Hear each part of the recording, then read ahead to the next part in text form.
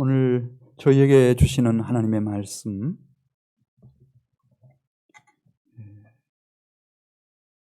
이사야 11장입니다. 이사야 11장 1절부터 5절 말씀까지를 제가 낭독해 드리겠습니다. 이사야 11장 1절 말씀 봉독합니다.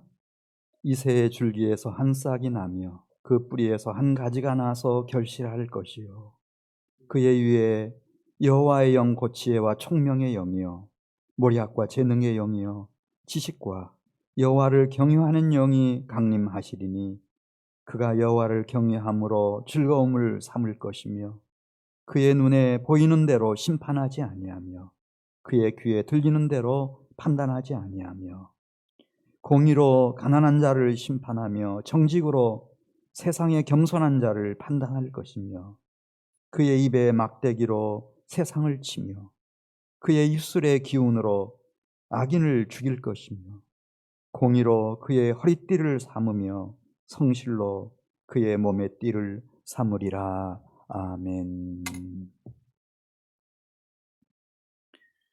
하나님은 이 세상을 창조하셨고 특별히 당신의 형상대로 지음받은 사람을 지극히도 사랑하셨습니다.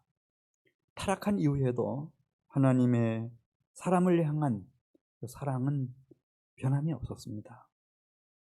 그래서 어찌하든지 잘못된 타락의 길에서, 죄와 저주와 영원한 멸망의 길에서 우리를 다시 돌이키시기 위해서 하나님의 종들을 보내십니다. 노아도 보내셨고 아브라함도 보내셨고 요셉도 보내주시고 간단없이 당신의 종들을 보내시다가 나중에는 선지자들을 보내시기 시작합니다. 모세부터 시작해서 구약에 등장했던 그 많은 선지자들 다 보내십니다. 그러나 돌이키지를 않습니다. 돌이킬 수가 없었습니다. 그걸 아신 하나님께서 시편 2편에 보면은 놀라운 약속을 하십니다. 내가 나의 종들과 많은 선지자들을 보냈지만 이 백성들이 돌이키지 않으니 내가 이제 할 수 없어 포기하겠다, 그렇게 말씀하신 것이 아니고 내가 나의 아들을 보내주겠다, 그리고 그 아들을 왕으로 세우겠다, 그렇게 시편 2편 7절부터 9절까지 약속을 하셨습니다. 그리고 그 하나님의 아들을 왕으로 보내실 때 어디에, 어느 집안에 보내셨는지를 오늘 본문 이사야 11장 1절에 보면 말씀하고 있습니다. 그건 뜻밖에도 왕족도 아니고 제사장 집안도 아니고 선지자도 아니고 심지어 수도 예루살렘 시민도 아니고 조그만 시골 마을 베들레헴의 평범한 주민 이새였습니다. 11장 1절 말씀 보시면 이새의 줄기에서 한 싹이 나며 그 뿌리에서 한 가지가 나서 결실할 것이요, 그렇게 말씀했습니다. 혹시 이새의 자손이 잘못돼서 밑둥이 잘려져 나간다 할지라도 그 그루터기로부터 한 싹이 나게 할 것이고, 만일 그것도 여의치 않아서 뿌리밖에 남지 않으면 뿌리에서라도 한 가지를 일으켜서 내가 꼭 열매를 맺히겠다, 그렇게 주님께서 약속하신 것입니다. 저는 왜 이새의 집안에서 하나님의 아들을 태어나게 하시고 또 하나님의 백성의 왕이 되게 하실 것인가? 이 가문을 분석해 보니까 이 이새의 집안은 이 하나님께로부터 세미한 음성을 듣고 따르는 사람들로 구성되어 있었습니다.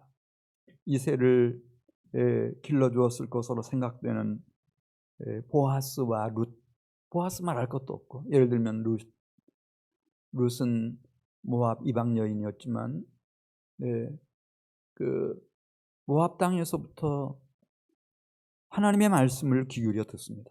그리고 그 세미한 음성을 일평생 순종합니다. 그리고 룻을 낳고 이새를 낳아서 이새의 할머니가 되는 겁니다. 그의 증조 할머니 라합도 마찬가지입니다. 가나안 땅 여리고 성의 기생이었고 한때는 창녀였을 것입니다. 그런데 어느 순간부터 그는 결심하고 결단하고 하나님께 귀를 기울이고 세미한 음성을 듣기 시작합니다. 그리고 결정적인 순간이 왔을 때 자기의 목숨을 걸고 하나님의 백성 이스라엘의 정탐꾼들을 위하여 자기의 몸을 헌신하고 그 정탐꾼들을 구해줍니다. 그 조상 중에 야곱의 12아들이 있었는데 유다라고 하는 아들이 있었습니다. 유다도 마찬가지입니다. 다른 자식 따로 달랐습니다. 하나님께로부터 들려오는 세미한 음성에 귀를 기울일 줄 압니다. 그래서 유다는 모든 형제들이 만장일치로 요셉을 쳐 죽이자고 했을 때 오직 한 사람 유다만이 하나님의 인도하심에 순종해서 유다는 요셉을 살려냅니다. 애굽 땅에 내려가서 베냐민이 도둑으로 판정이 나서 노예살이를 하든지 감옥살이를 하게 됐을 때 그때도 역시 이 베냐민을 위해서 유다가 나섭니다. 유다부터 항상 이새까지 다윗까지 그들의 아주 공통점이 하나 있습니다. 그 가정과 그 집안은 하나님께로부터 들려오는 세미한 음성을 듣는 집안이었습니다. 그 자손 가운데서 이제 나사렛 요셉이라고 하는 목수 청년이 이제 탄생하게 되는 것입니다. 그는 성경에 보면 그렇게 경건한 젊은 청년이었습니다. 자기와 약혼 여인 마리아가 임신한 것을 알고 마음속에 결심합니다. 내가 조용히 파혼을 해야 되겠다.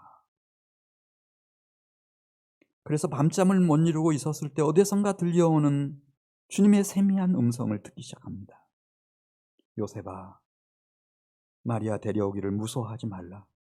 그에게 잉태된 것은 성령으로 된 것이라. 아들을 낳게 되겠는데 이름을 예수라고 해라.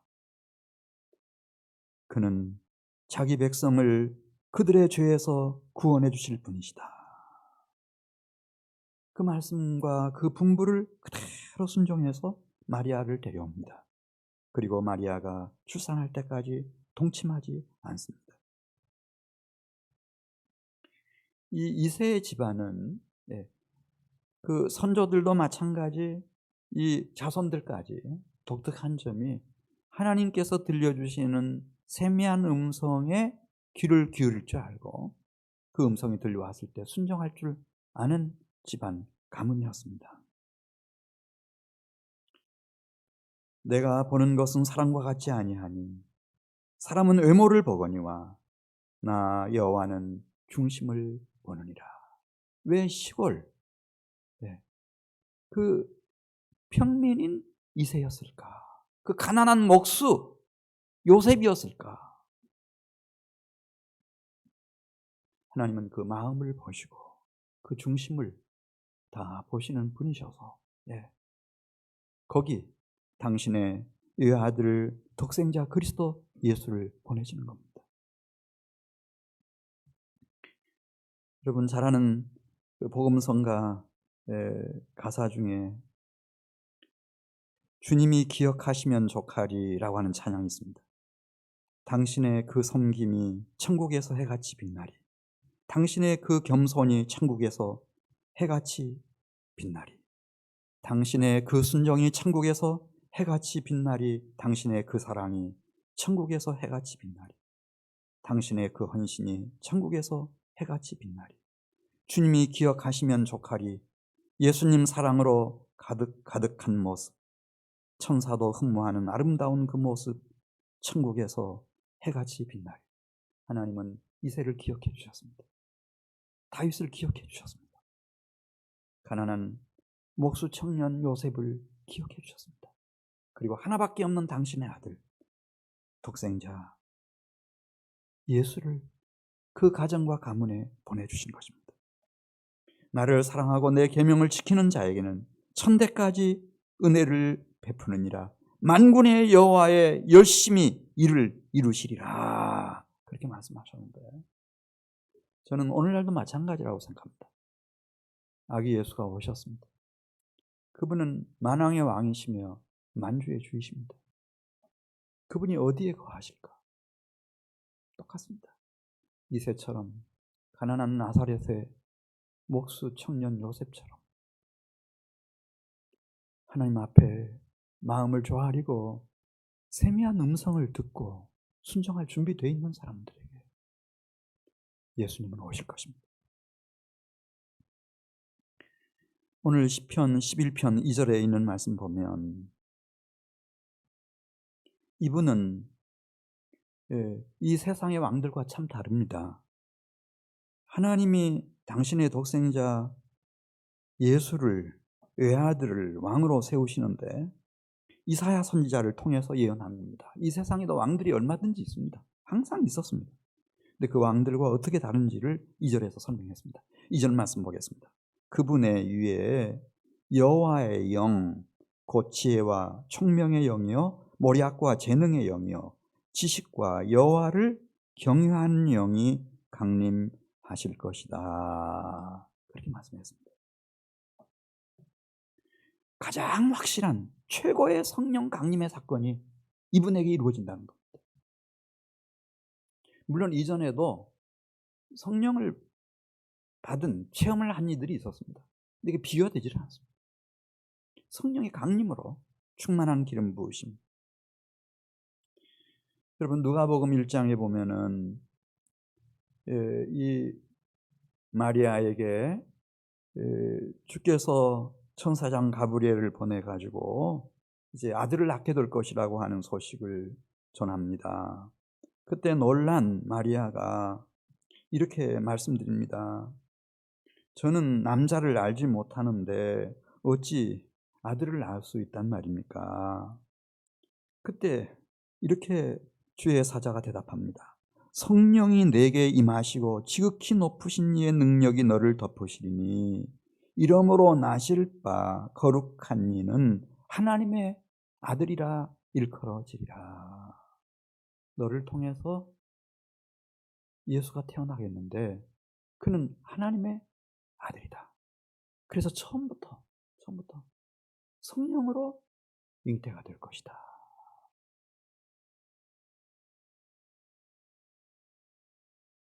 이 예수님은 성령 강림을 아주 충만하게 체험합니다. 요단강에서 침례를 받으시고 물에서 올라오실 때 성령이 막 비둘기같이 예수님 위에 집중적으로 임했습니다. 그리고 그분은 항상 성령의 이끌림을 받습니다. 심지어 광야에 나가서 마귀에게 시험을 받을 때도 성령에게 이끌림 받고 계셨다고 하는 것을 기록하고 있습니다. 어느 정도로 이 성령님의 전폭적인 지도와 인도를 예수께서 받으셨는지 요한복음 5장 19절 예수님이 친히 말씀하십니다. 내가 진실로 진실로 너희에게 이르노니 아들이 아버지께서 하시는 일을 보지 않고는 아무것도 스스로 할 수 없나니 아버지께서 행하시는 그것을 아들도 그와 같이 행하느니라. 여러분 예수님이 얼마나 훌륭하신 분이십니까? 네. 말씀이 육신을 입고 이 세상에 오신 분이십니다. 근데 그분이 성령을 어디까지 존중히 여기고 그 성령께 의지하고 순종하는지를 보여주는 겁니다. 나 스스로는 아무것도 할 수 없다. 어떻게 그러면은 그의 생애 전체는 다 하나님이 동행하는 생애였을까? 사도행전 10장 38절에서 그렇기 때문에 하나님이 나사렛 예수에게 성령과 능력을 항상 기름 붓듯 하셨다는 거예요. 그 성령의 충만함으로 성령의 능력으로 다니시면서 선한 일을 행하시고 마귀에게 눌린 모든 사람들을 고치시고 하나님과 함께하는 완전한 동행의 사역을 성취할 수 있었다는 겁니다. 이게 다른 겁니다. 하나님의 아들이 왕으로 오실 때는 이 세속의 왕들과 다르다. 그분에게는 성령의 강림이 완전하고 충만하게 이루어진다. 잉태부터 죽은 자 가운데서 일어나시는 것도 성령으로 일으키심을 받고, 그분 전 생애가, 전 인격이 성령으로 충만한 생애다. 그래서 하나님의 아들 예수는 누구신가? 따라서 하세요. 그리스도시다. 그리스도. 네. 호크리토스. 물론 성령으로 기름 부음 받은 사람들 시대마다 있었어요. 그렇지만 침례 요한은 요한복음 1장 32절 이하에서 그는 호크리스토스. 호라는 말은 그 헬라 원어로 정관사 더입니다. 더 크라이스트. 유일한 그리스도. 그 그리스도. 하나님의 아들로서 성령의 충만한 기름 부음을 받으시고 세워지신 완전한 그리스도. 침례 요한이 이렇게 증언합니다. 내가 이 세상에 와서 하나님을 섬길 때 그분이 말씀하셨다는 겁니다. 나를 보내신 네가 물로 침례를 베풀라 하시면서 나에게 말씀하시기를 성령이 내려서 누구에게든지 머무는 것을 보거든. 그러니까 성령의 강림을 말하는 거예요. 그가 곧 성령으로 침례를 베푸시는 이인 줄 알라 하셨기에 내가 예수님에게 성령의 강림과 성령의 충만이 완전하게 임하는 그 모습을 보고 이분이 하나님의 아들이심을 증언하였노라. 호크리토스. 예. 이분이 이제 비로소 성령으로 침례를 베푸실 분이다. 그래서 그리스도라고 하는 말은 기름을 붓다라고 하는 동사에서부터 나온 이제 고유명사가 되어버렸습니다만은 두 가지 의미 있습니다. 하나는 성령의 기름 부음을 받다. 성령의 강림하심으로 성령의 기름 부음을 받다라고 하는 의미 하나. 그다음에 또 한 가지는 이제 침례 요한이 구약 전체를 이제 마무리하는 마지막 최후의 그런 선지자로서 그분이 말하는 그리스도는 당신이 성령의 강림으로 성령의 충만함을 받으셨을 뿐만 아니라 당신을 믿고 따르는 자들에게 성령으로 기름 부어 주실 분이시다. 그래서 호크리스토스입니다. 하나님의 아들 예수는 누구신가? 그리스도이십니다. 성령의 강림으로 충만한 기름 부으심을 받으셨고 또 나에게도 우리에게도 누구든지 회개하고 예수 그리스도를 믿고 따르는 사람들에게 다 성령을 부으시는 그리스도이십니다. 오늘 이사야 11장 9절 말씀 보겠습니다. 네, 거기 보기 전에 먼저 이사야 11장 3절로 가겠습니다. 이사야 11장 3절 보면 이 그리스도는 왕이십니다. 그러니까 하나님과의 관계 속에서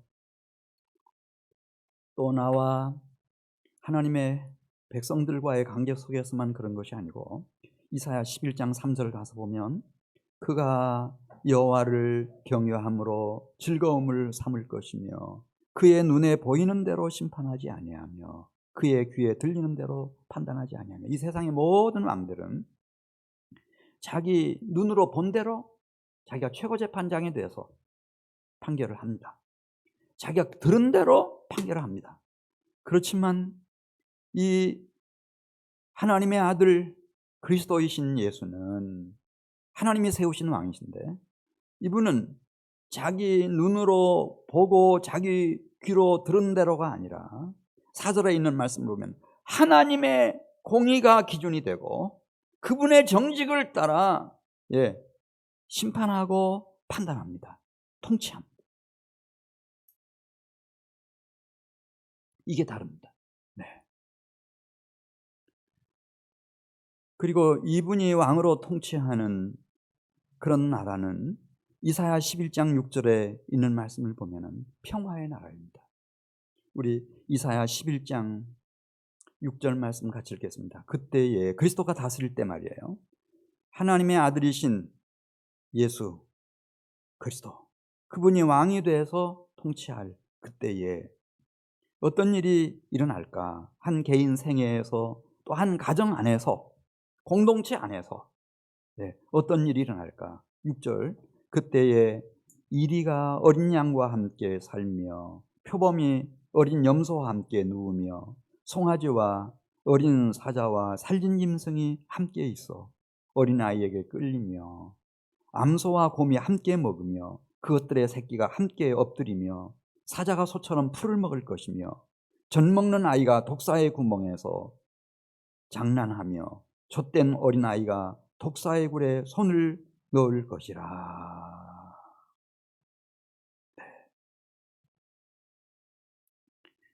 여러분, 이 세상에 오셔서 평화를 찾으셨습니까? 그냥 전쟁이 없으면 평화입니까? 우리가 부부간에 다투거나 논쟁이 없으면 화목한 겁니까? 물론 그걸 평화라고도 말할 수 있겠습니다. 그러나 참된 평화, 이것을 찾는다고 하는 게 쉽지 않습니다.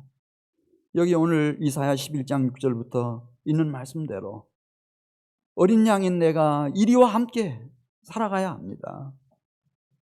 표범과 함께 누워야 합니다. 사자와 함께 거해야 합니다. 곰과 함께 먹어야 합니다. 어린아이 같은 내가 살인의 도구로 가득한 독사들과 함께 지내야 합니다. 평화 없습니다. 혹시 그렇지 않다 하더라도 내 속에는 하나님을 너무 멀리 떠나와 있기 때문에 이런 요소들이 다 있습니다. 내 안에도 이리의 성격, 표범의 모진 성격, 사자 같은, 이 곰 같은, 이 독사 같은, 표범 같은 성격들이 내 안에서 잡초처럼 막 기세를 떨치고 일어나고 있는데, 여러분 평화를 찾는 게 쉽습니까? 저는 정직하게 말씀드리면 쉽지 않다고 생각합니다. 그래서 하나님은 다 하셨습니다. 내가 나의 독생자를 보내야 되겠다. 나의 외아들 독생자 예수, 그를 그리스도로 보내야 되겠다. 원래 사람은 진흙으로 지어졌습니다. 그 코에다가 생기를, 루아를 훅 불어넣어서 생명 사람이 되게 만들었습니다. 그 성령을, 루아, 생기를 다시 부어 줄 수 있는 당신의 아들 예수 그리스도를 왕으로 세워줘야 다시 평화가 회복되겠다. 개인의 내면 속에, 심령과 영혼 속에, 생애 속에, 그들이 살아갈 가정 안에, 이 사회 안에.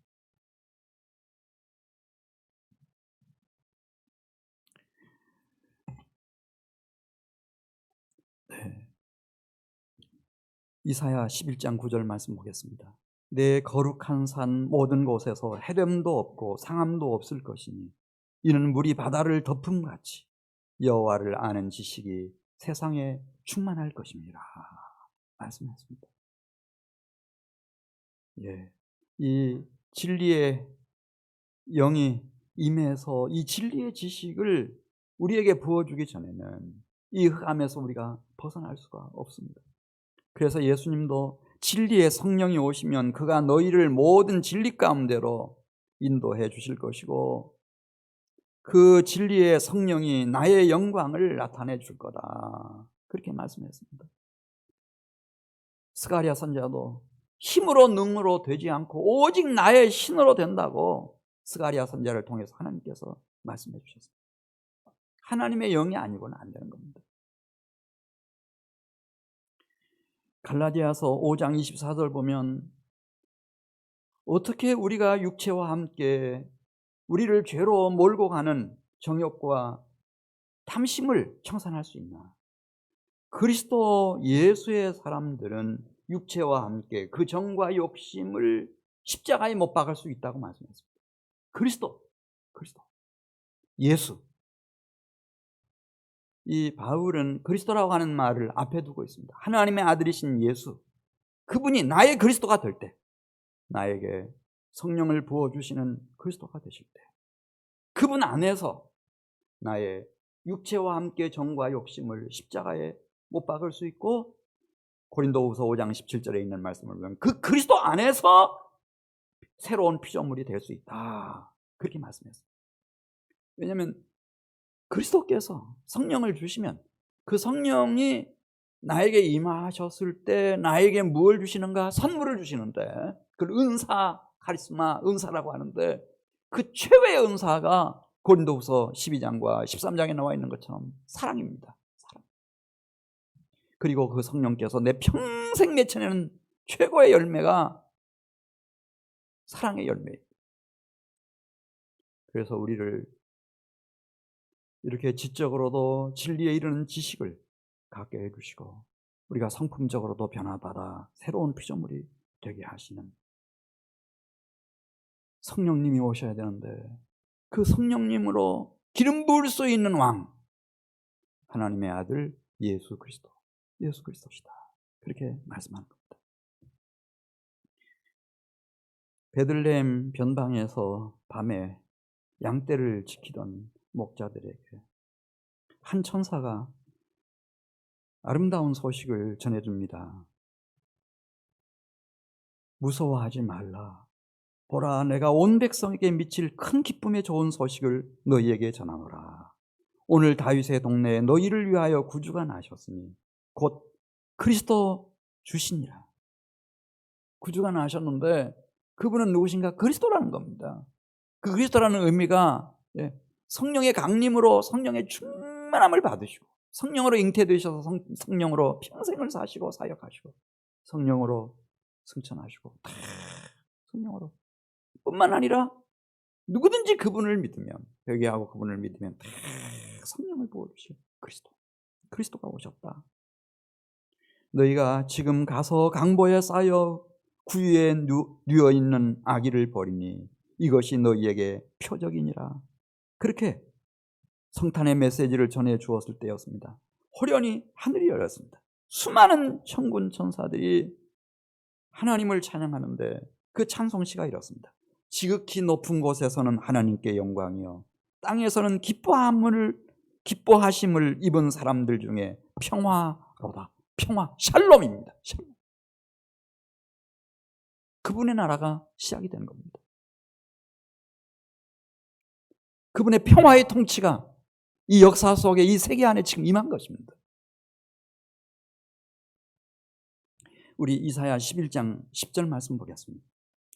그것을 이렇게 썼습니다. 이사야 선지자는 10절, 그날에 이새의 뿌리에서 한 싹이 나서 만민의 기치로 설 것이요. 그러니까 이분은 그냥 조그만 소국의 왕이 아닙니다. 만민의 기치입니다. 만민의 왕이 될 것입니다. 그리고 열방이 그에게로 돌아올 겁니다. 세계 열방이 돌아올 겁니다. 그분이 거하시는 곳은 개인 성도든 믿는 가정이든 교회 공동체든 다 영화롭게 변할 겁니다. 샬롬으로 충만한 거룩한 성, 새 예루살렘 성까지 영화롭게 될 것입니다. 이것은 주의 나라, 그리스도의 나라인데 이사야 9장 7절에서 이렇게 썼습니다. 그 정사와 그분의 통치권을 말합니다. 하나님의 아들 예수가 그리스도로서 통치하시는 나라, 주의 나라, 그분의 정사, 통치권과 평강의 더함이, 충만한 평화, 이것이 그럼 얼마 동안 지속될 거냐? 일주일이냐? 1년이냐? 10년이냐?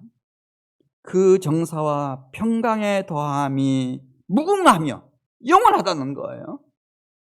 또 다윗의 왕자와 그 왕위에 앉으셔서 그 나라를 굳게 세우고 지금 이후로 영원히 정의와 공의로 그것을 보존하실 것이라. 만군의 여호와의 열심이 일을 이루시리라. 아멘. 평화의 왕이신 그리스도의 나라, 그 나라가 임하는데, 이 나라는 온 세계 열방 가운데 임할 것이고 땅끝까지 임할 것이고, 이분의 통치와 이분의 나라는 영원 무궁할 것이다. 그렇게 말씀했습니다.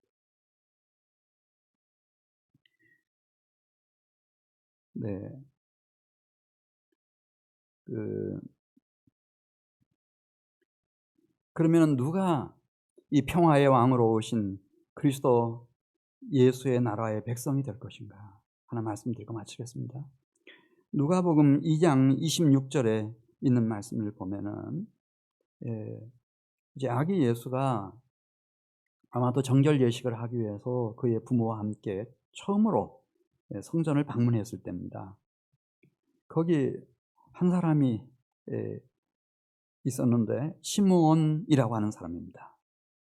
이 시므온은 특별히 내놓을 만한 게 없지만은, 그러나 누가복음 2장 26절에서 소개하기를 그 위에는 성령이 임해 계셨고, 그리고 주의 그리스도가 오신다는 말씀을 벌써 성령의 지시를 통해서 듣고 있었고, 그리스도가 오시기를 손꼽아 기다리고 있는 그런 경건한 영혼을 가진 시므온이었습니다. 우리 한번 제가 25절부터 26절 말씀까지를 읽어드리겠습니다. 예루살렘에 시므온이라 하는 사람이 있으니 이 사람은 의롭고 경건하여 이스라엘의 위로를 기다리는지라. 성령이 그 위에 계시더라. 그가 주의 그리스도를 보기 전에는 죽지 아니하리라 하는 성령의 지시를 받았더니, 그날도 얼마나 성령께서 크게 감동하시는지, 그래서 성전에 들어간 지 얼마 되지 않아서 예수의 부모가 아기 예수를 안고 성전에 들어왔습니다. 이 아기가 누군지 알려준 사람은 없습니다. 그러나 오직 성령의 지시하심을 따라서 그 아이를 자기의 품에 안고 이렇게 하나님 앞에 감사 찬양을 올립니다. 28절, 시므온이 아기를 안고 하나님을 찬송하여 이르되, 주제여 이제는 말씀하신 대로 종을 편안히 놓아주시는도다. 내 눈이 주의 구원을 보았사옵니다. 그리스도를 보내주시겠다고 약속하셨는데 바로 이 아기 예수이군요. 이제는 제가 눈을 감아도 여한이 없습니다. 왜냐하면 이분이 그리스도시니까. 이스라엘 백성들을 위로하실 그리스도시고, 31절 말씀 보면, 이는 만민 앞에 예비한 것이요 이방을 비추는 빛이요 주의 백성 이스라엘의 영광이기 때문입니다. 하나님 이제는 되었습니다. 우리를 이 땅에 목자 없는 양떼처럼 버려두지 않으시고, 하나님이 약속하신 바대로 하나님의 아들을 그리스도로 보내주셨으니, 평화의 왕으로 이 세계와 역사 속에 세워주셨으니 이제는 됐습니다. 그렇게 증언하고 찬양할 때 이 얘기를 듣고 있던 예수의 부모가 시므온이 증언하고 찬미하는 소리를 듣고 놀랍게 여겼다고 했습니다. 심지어 예수님의 친동생들까지도 예수께서 살아계시는 동안에는 예수님이 그리스도라고 하는 것을 믿지 않았습니다. 누가 제일 먼저 그의 형제들보다도, 심지어 부모보다도 주의 그 평화의 나라에 먼저 들어갔나? 시므온이었습니다. 성령을 받은 시므온이었습니다.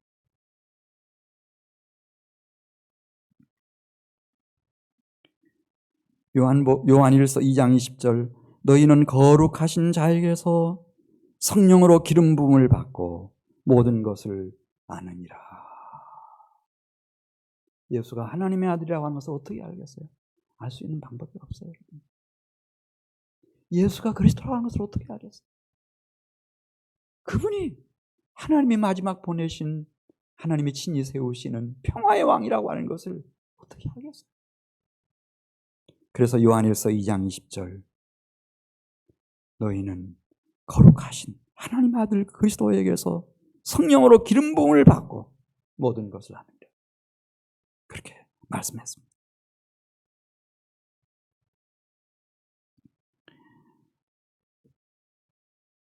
예수 그리스도의 성령이 지금 운행하고 계시고 이 땅 위에는, 이 세계 안에는 그 성령을 받은 성령의 사람들이 있습니다.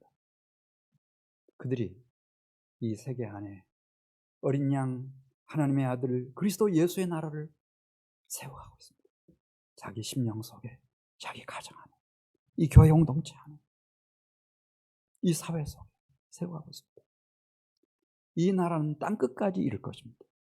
영원 무궁한 나라가 될 것입니다. 왜냐하면 하나님의 아들 나사렛 예수는 그리스도이시기 때문입니다. 성령으로 당신의 나라를, 당신의 교회를 세워가고 있고 성령 받은 이들이 아기 예수의 탄생을 다 축하하고 찬양하고 다 경배하고 있습니다.